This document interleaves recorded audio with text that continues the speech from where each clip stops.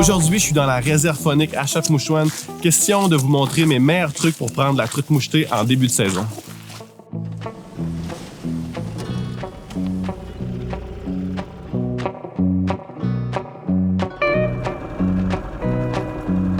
Donc, la première technique qu'on veut essayer pour essayer de capturer des belles truites mouchetées sur le lac, ça va être de tenter de pêcher sur des structures.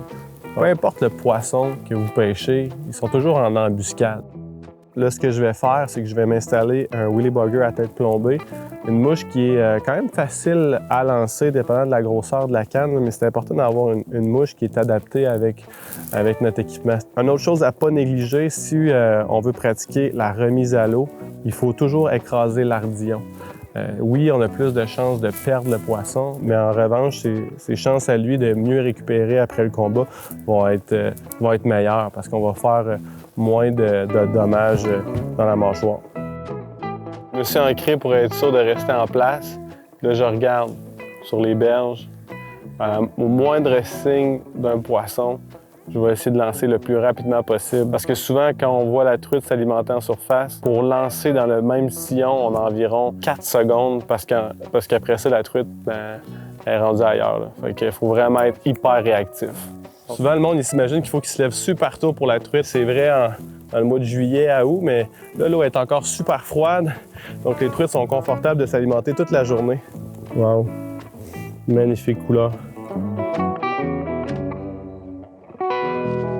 Donc, pour la prochaine technique, on va pêcher avec 2 mouches en même temps. Eh oui, 2 mouches.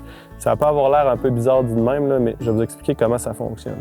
Donc, en premier, sur notre bas de ligne, on va attacher une mouche sèche, comme si on voudrait pêcher normalement de façon plus traditionnelle, si on peut dire, avec une mouche sèche. Vraiment, à la suite, sur l'hameçon, on va attacher un autre bas de ligne d'environ 1 pied et demi. Il ne faut pas qu'il soit trop long ni trop court.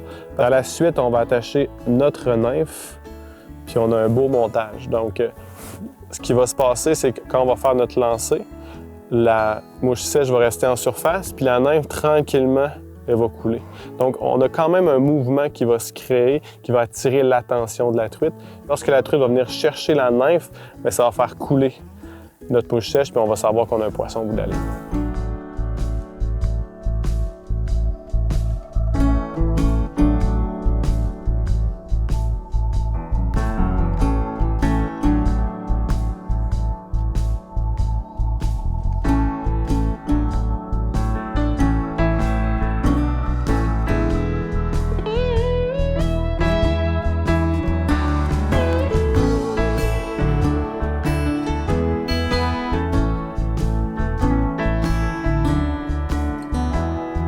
Donc là, on voit vraiment que ça fonctionne super bien, puis coup après coup, ils vont choisir la nymphe.